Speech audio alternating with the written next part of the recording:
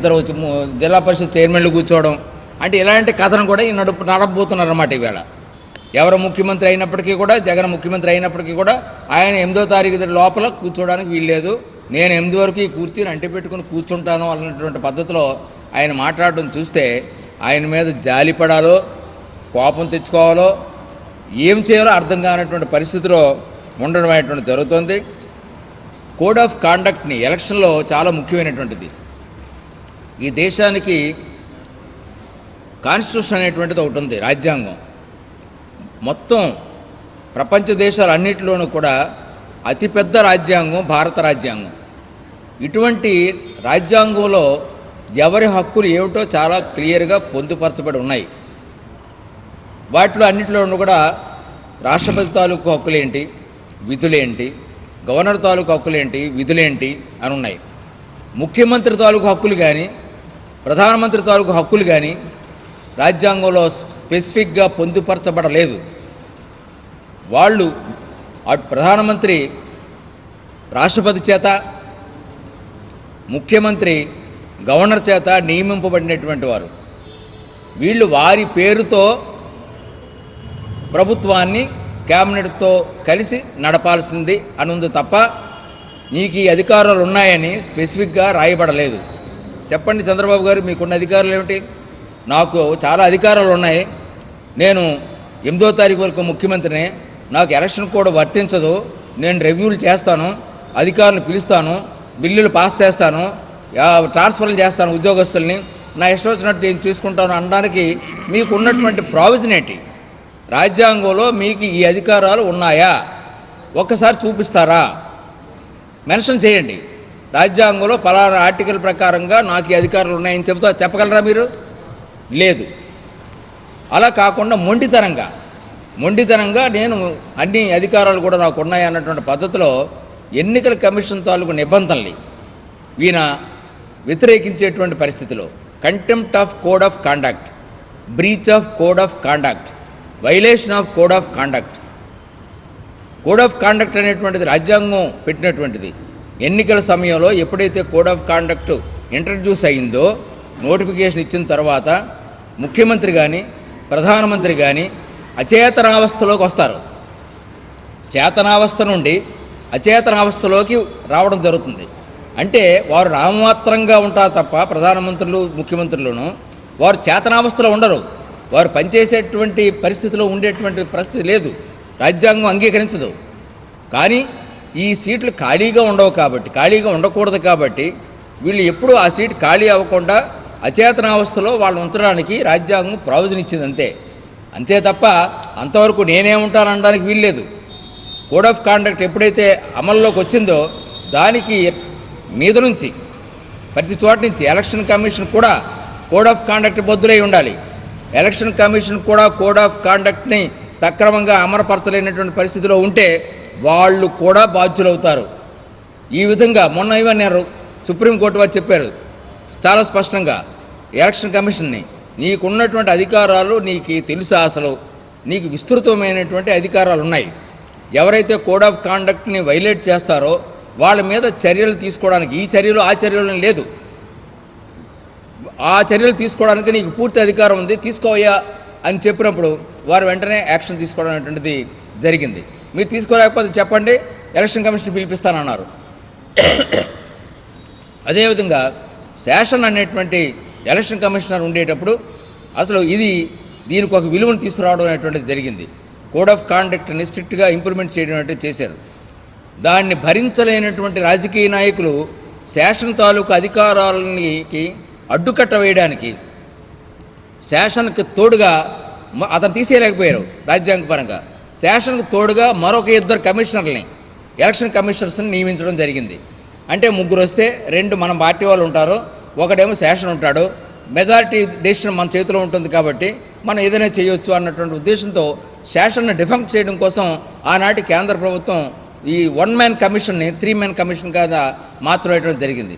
కానీ శాసన తాలూకు స్ట్రిక్ట్ డిసిప్లిన్ని చూసి రాజ్యాంగం ప్రకారంగా కోడ్ ఆఫ్ కాండక్ట్ని అమలుపరచడంలో అతని తాలూకు సిన్సియారిటీని, సీరియస్నెస్ని గమనించినటువంటి ఆ 2 కూడా ప్రభుత్వం చేత నియమింపబడినటువంటి కమిషనర్లు కూడా శేషన్ గారికి సహాయంగా ఉంటూ శేషన్ గారు చెప్పినట్టే చేయడం అనేటువంటి కూడా జరిగింది.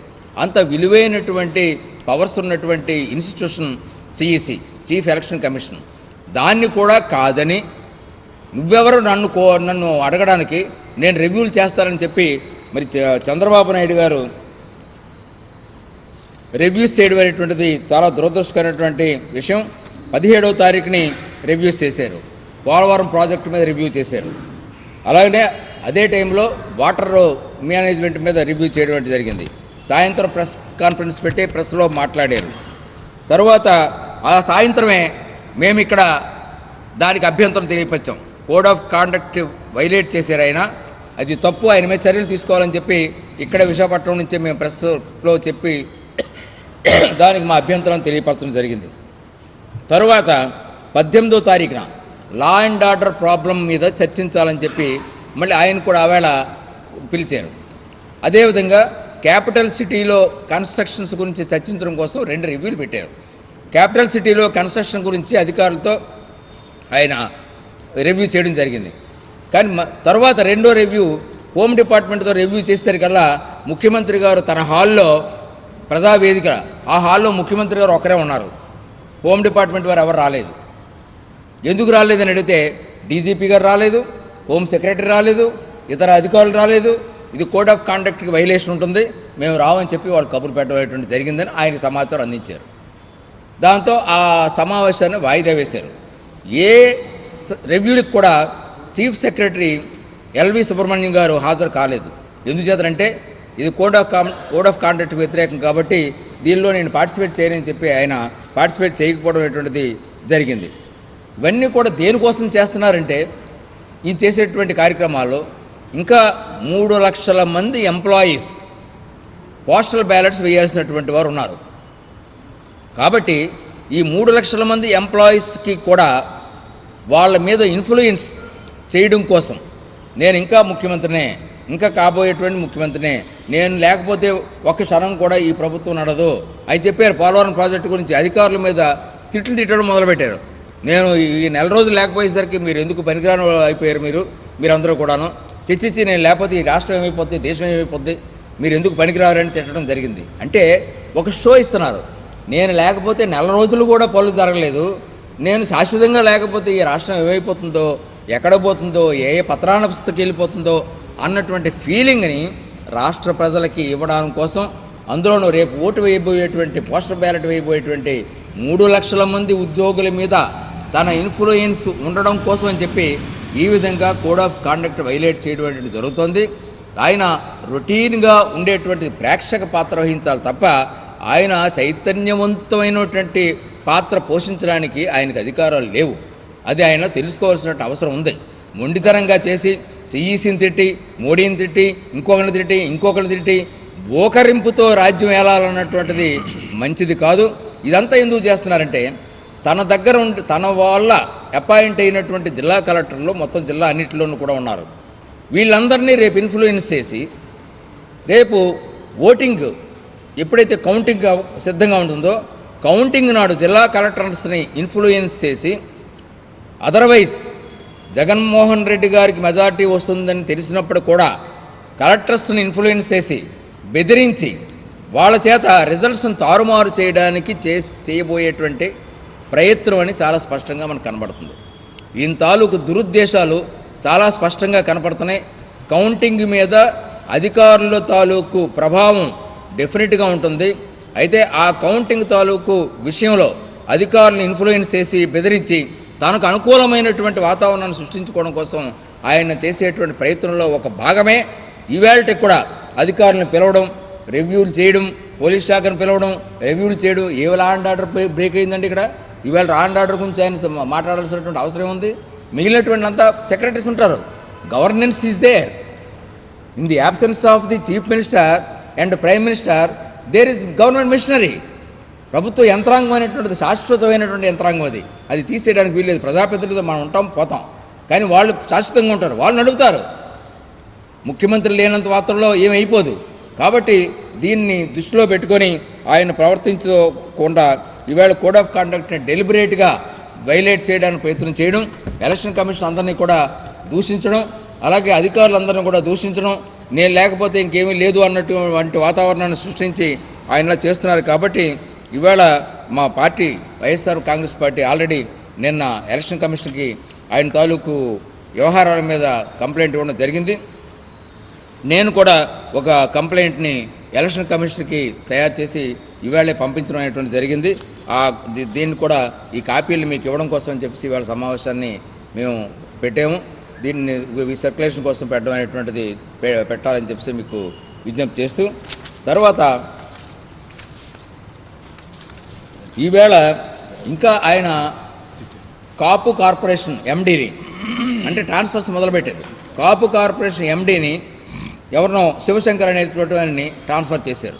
దీన్ని ఎలక్షన్ కమిషన్ వారు అనుమతి ఇవ్వాలి ముందుగా, అది లేకుండా అనుమతి లేకుండా ఆయన ట్రాన్స్ఫర్ చేశారు.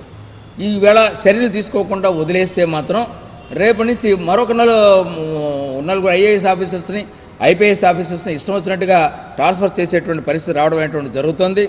ఈవేళ గవర్నమెంట్ది టీటీడీ తాలూకు అమౌంట్, టీటీడీ తాలూకు ఆస్తి సుమారుగా 1381 కేజీలు బంగారం చెన్నైలో తరలించుకుపోతున్నారు. ఇది టీటీడీ అన్నారు. టీటీడీ ఈ 1381 కిలోలని కూడా ఎక్కడికి పంపిస్తుంది? పంపిస్తున్నట్టు ఒక ఆర్డర్ ఉండాలి కదా. ఎక్కడుంది ఆర్డరు? దీని మీద స్పందించారా ముఖ్యమంత్రి గారు? నేను గవర్నమెంట్ నడుపుతానని చెప్తున్నారు కదా, ఐఎమ్ కాంపిటెంట్ అంటున్నారు కదా, మరి దీని గురించి మాట్లాడరేమంటే ముఖ్యమంత్రి గారు తమరు? ఈ బంగారం ఎవరిది? ఎక్కడికి పంపిస్తున్నారు? ఈ ట్రాన్స్పోర్ట్ వెనక ఎవరున్నారు? మీరున్నారా? మీ కుటుంబ సభ్యులు ఉన్నారా? ఎవరు చెప్పండి. ఇవాళ పట్టుకున్నారు కాబట్టి బయటపడింది, పట్టుకోకపోతే ఏమై ఉండేది? అది ఎక్కడికో ట్రాన్స్పోర్ట్ అయిపోయేటువంటి పరిస్థితి ఉండేది. అంటే దేవుడి సొమ్ముకు కూడా కోడ్ ఆఫ్ కాండక్ట్ ఉన్నటువంటి సమయంలో కూడా రక్షణ లేనటువంటి పరిస్థితిలో ఉంటే మీరు ఇంకా నేను ముఖ్యమంత్రిని అని చెప్పుకోవడానికి ఏమి ధైర్యం ఉందండి? ఏమి నైతిక బాధ్యత ఉందండి మీకు? అది కూడా దైవ సంకల్పమైనటువంటి కార్యక్రమాలు కూడా మీరు పట్టించుకోకుండా అందులో మీరు ఇన్వాల్వ్ అయ్యారనేటువంటి భావం ప్రజలకు కలిగేలా చేస్తున్నారే, ఇది తప్పు కదా. అంతేకాకుండా ఐటీ గ్రిడ్ డాటా 88 కోట్ల మంది తాలూకు డాటాని మీ తాలూకు సంస్థ దాన్ని దొంగతనం చేసినటువంటి విషయంలో ఐటీ గ్రిడ్ తాలూకు సిఈఓ అశోక్ని ఈవేళ వరకు కూడా ఆంధ్రప్రదేశ్ ప్రభుత్వం అరెస్ట్ చేయలేదు. ఎందుచేత అరెస్ట్ చేయలేదండి? మీరు చేయొచ్చు కదా. పైగా 15 రోజుల కిందట చంద్రబాబు నాయుడు గారు స్టేట్మెంట్ ఇచ్చారు, అశోక్ సరెండర్ అయిపోతారు అని స్టేట్మెంట్ ఇచ్చారు. అంటే అశోక్కి మీకు సంబంధం లేకుండా అశోక్ సరెండర్ అయిపోతారని మీరు ఎలా చెప్పగలిగారు? చెప్పారు, సరెండర్ అవ్వలేదు. ఈవేళ వరకు మీ ప్రభుత్వం అతను అరెస్ట్ చేయలేదు. అంటే ఆ బాధ్యత లేదా? లా అండ్ ఆర్డర్ రివ్యూలో అది రాదా? ఆ విషయాన్ని మీరు పట్టించుకోరా? తర్వాత ఐఎంఎస్ఐ క్యాచర్స్ సాఫ్ట్వేర్ని ఇజ్రాయెల్ దేశానికి చెందినటువంటి వెరిస్ట్ కంపెనీ నుంచి తెప్పించారు. ఇజ్రాయెల్ నుంచి తెప్పించాల్సినటువంటి సాఫ్ట్వేరు ఎందుకండి అది? దేనికండి అది? కేవలం కమిషన్ కోసం కాదా? దానికి 12.5 కోట్ల రూపాయలు అర్జెంటుగా బిల్లులు చెల్లించాలి. దానికోసం ఫైనాన్స్ డిపార్ట్మెంట్తో మాటలు. ఈ విధంగా ఏవైతే పోలవరం తాలూకు బిల్లులు, ఇంకా ఇతరత్ర బిల్లులు ఈవేళ ఖజానా ఖాళీ చేశారు చంద్రబాబు గారు.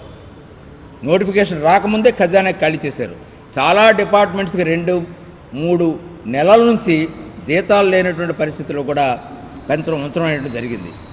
అటువంటి పరిస్థితుల్లో దాని గురించి మాట్లాడకుండా ఈవేళ కేవలం ఎన్నికల గురించి, ఈవేళ రాహుల్ గాంధీతో ఎన్నికల ప్రచారం, ఎన్టీ రామారావు ఆశయాలకు విరుద్ధంగా కాంగ్రెస్ పార్టీతో కొమ్మక్కే, కాంగ్రెస్ పార్టీతో కలిసిపోయి కాంగ్రెస్ పార్టీలతో రేపొద్దున విలీనం అయిపోయేటువంటి పరిస్థితిలో రాజకీయం చేస్తున్నారే. ఇదేనా తెలుగుదేశం? రాహుల్ గాంధీ కింద మీరు పనిచేస్తున్నారా? మీ కింద రాహుల్ గాంధీ పనిచేస్తున్నారా? మీ రెండు పార్టీలు కూడా స్పష్టం చేయాల్సిన అవసరం ఉంది. గతంలోనే చంద్రబాబు నాయుడు గారు చెప్పారు, నా రక్తంలో 90% కాంగ్రెస్ రక్తం ఉండాలని చెప్పి. అది ఇప్పుడు నిజం చేస్తున్నారు. తెలుగుదేశం పార్టీ పోయింది, అది ఏనాడో కొట్టుకుపోయింది. ఎన్టీఆర్ తెలుగుదేశం ఈనాడు లేదు. ఈవేళ చంద్రబాబు గారు తెలుగుదేశం, తెలుగు కాంగ్రెస్ రాహుల్ గాంధీ తాలూకు సాన్నిహిత్యంలో తెలుగుదేశం బ్రతికేటువంటి పరిస్థితికి మేము తీసుకురావడం అనేటువంటి జరిగింది. ఏది ఏమైనా నేను డిమాండ్ చేసేది ఎలక్షన్ కమిషన్ని దయచేసి కోడ్ ఆఫ్ కాండక్ట్ని వైలేట్ చేసేటువంటి ఎటువంటి వ్యక్తులనైనా సరే ప్రధానంగా ఈనాడు వైలేట్ చేసినటువంటి ముఖ్యమంత్రిపై చర్యలు తీసుకోవాలి. అదేవిధంగా దానికి హాజరైనటువంటి అధికారులు ఎవరైతే ఉన్నారో ఐఏఎస్లో ఉండి నాన్ ఐఏఎస్లో ఉండి వారందరి మీద చర్యలు తీసుకోవాలి.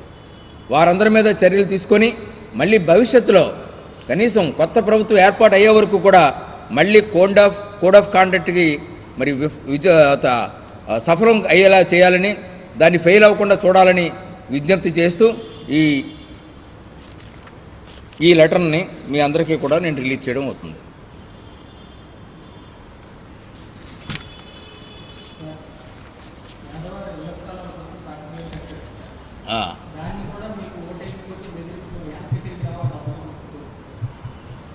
ఈవేళ ఈ 1 month గ్యాప్లోనూ కూడా ఇంకా ఏం సాధిస్తారో నాకు అర్థం కావడం లేదు. స్థానికంగా ఉన్నటువంటి కార్యకర్తలందరూ నాయకులు ఉండి కార్యకర్తలు ఉండి బెదిరింపు కార్యక్రమాలకు పాల్పడుతున్నారు. ప్రజలు మీరందరూ కూడా ఓటు వేయలేదు. కొంతమంది ఎమ్మెల్యేలు అయితే మీరు మాకు ఓటు వేయలేదు, మీరు మా దగ్గర డబ్బులు తీసుకున్నారు, ఆ డబ్బులు తిరిగి రిఫండ్ ఇవ్వండి అని అడుగుతున్నారు. వాళ్ళ దగ్గర గ్రామాల్లోకి వెళ్ళి మా డబ్బులు మాకు ఇవ్వండి అని రిఫండ్ అని అడుగుతున్నారు. అది వీళ్ళ తాలూకు నైజం. ఈవేళ అందరినీ బెదిరించి మీ ఇల్లు రద్దు చేస్తాం, లేదంటే మీకు ఇచ్చినటువంటి పెన్షన్లు రద్దు చేస్తాం, అవన్నీ కూడా అడుగుతున్నారు. ఎవరికి కూడా రద్దు చేసేటువంటి అధికారం లేదు. అసలు వీళ్ళ ప్రభుత్వమే రద్దు అయిపోతుంది. వీళ్ళ ప్రభుత్వం రద్దు అయిపోయిన తర్వాత ఇంక వాళ్ళు చేసేటువంటి పనే ఉంది. ఈ విధంగా ప్రజల్ని తప్పుతో పట్టించేటువంటి విధంగా వాళ్ళ భయభ్రాంతులు చేయడం కోసం వాళ్ళు చేసేటువంటి ప్రయత్నాలు ఏమి కూడా సాగవు. Thank you.